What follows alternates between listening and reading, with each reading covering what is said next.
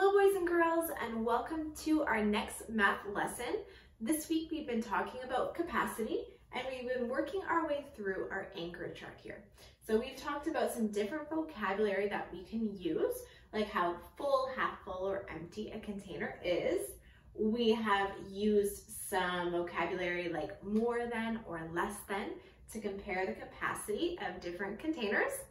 And now today we're actually going to do some measuring to see how much a container can hold. So for our measuring today, we're going to use something that's a big word and say that we're using non-standard measurements. That's just a way to say that we're not going to use a measuring tool like a measuring cup or that you would use in the kitchen for baking. What we're going to do is we're going to measure capacity using things that you have around the house. So I'm going to go through and explain what our activity is.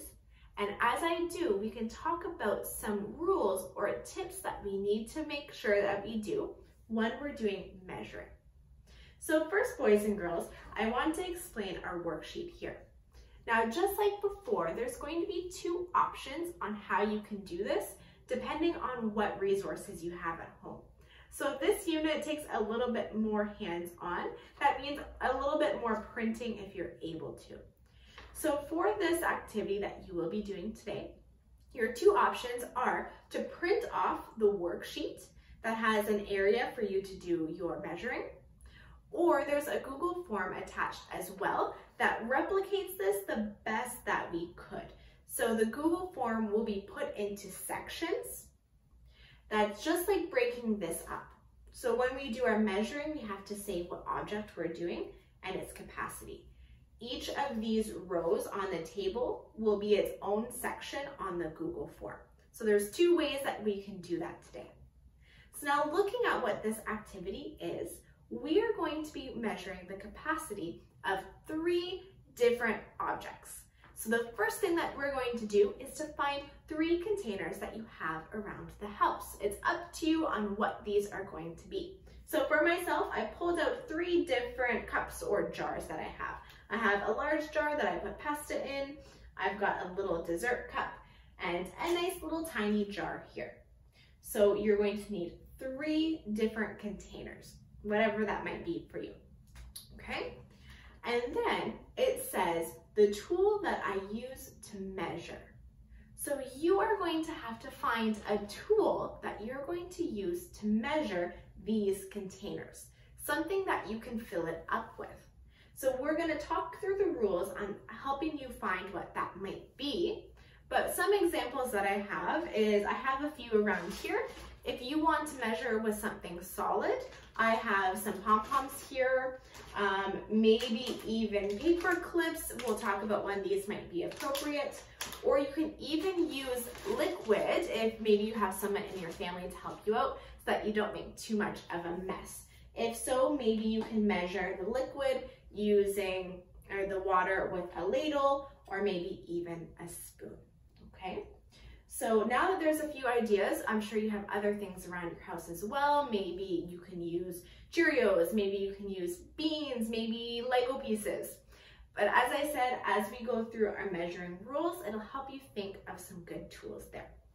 So once you have your measuring tool picked out, on the chart or in the Google form, it asks what the first object is and then what its capacity is. So you can draw a picture or write in the word for it, describing the best you can, and find out how much it can hold of your measuring tool. So let's look through.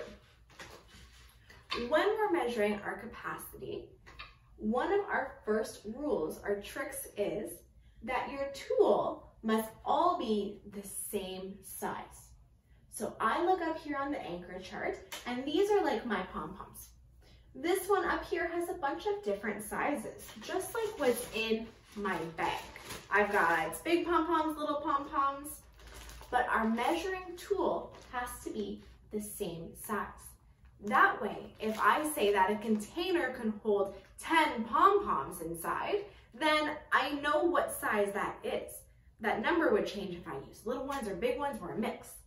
So make sure they're all the same size.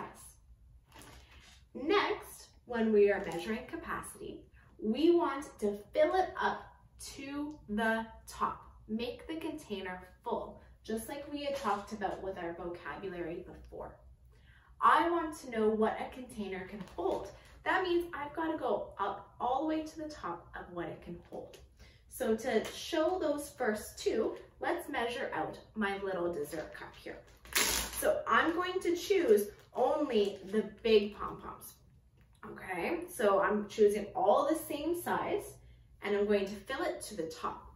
So I'm going to put them in, and at home maybe you can even give me a little shout when you think I'm at the top, okay? We're going to keep filling it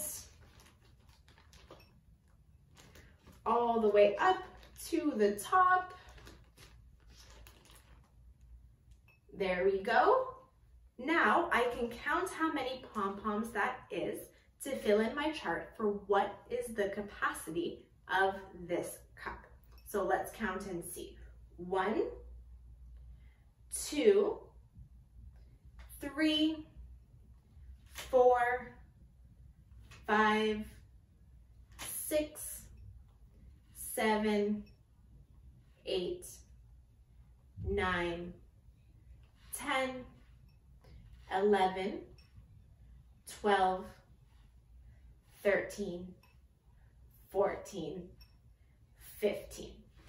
So on my chart or in the Google form, I would say that my dessert cup has a capacity of 15 pom-poms. Now, if I was using liquid for this one or water, what I could do was to fill it up. Maybe I would use my spoon for this one. I fill up the spoon and drop it in and count every spoonful I put in to see how much water it would hold, okay? So that's different ways that you can measure the capacity with different tools. Now, our last important rule is to use a tool that is the proper size. Now, this is important for what size object or container you chose, because if I, for our example up here, I have a bean as a measuring tool. If I use a bean or beans to fill up a mug or a cup, that wouldn't take too long. But if I used a little black bean to see how many could fit inside of a big cardboard box, that would take forever.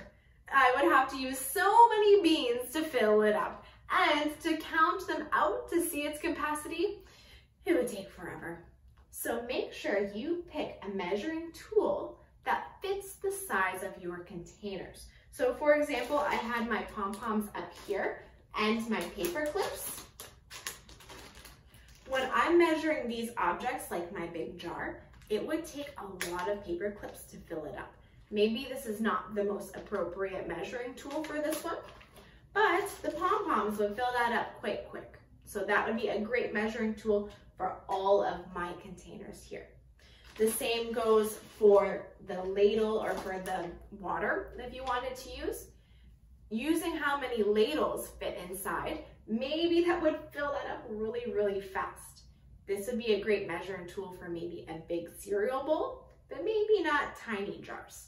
The appropriate measuring tool for this one would probably just be a spoon, okay? So when you do your measuring, you're going to do your 3 objects. At the end of your chart or Google form is now going to ask you the question, which object held the most? So what container had the biggest capacity? And which object held the least? So looking at the things that you measured, which one holds the most and which one holds the least? All right, boys and girls.